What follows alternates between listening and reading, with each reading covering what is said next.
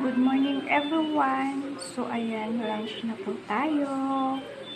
So ayan, nabili ko po half rice, pitong isda, talong gisaro, nihon, at saka yung pepino po na gisaro guys. And syempre, nagbigay po yung anak ni Lola ng ayan, ampalaya with pork. And syempre may dessert po tayo na dragon fruit and kiwi. Ayan guys. So, ito na po yung lunch po natin for today. Ayan. Siyempre si Lola, ayaw na niya ng gulay. So, gusto niya lang yung lugaw. Ayan. Ayan guys. Kain na po tayo. Sabayan niyo na po ako sa lunch.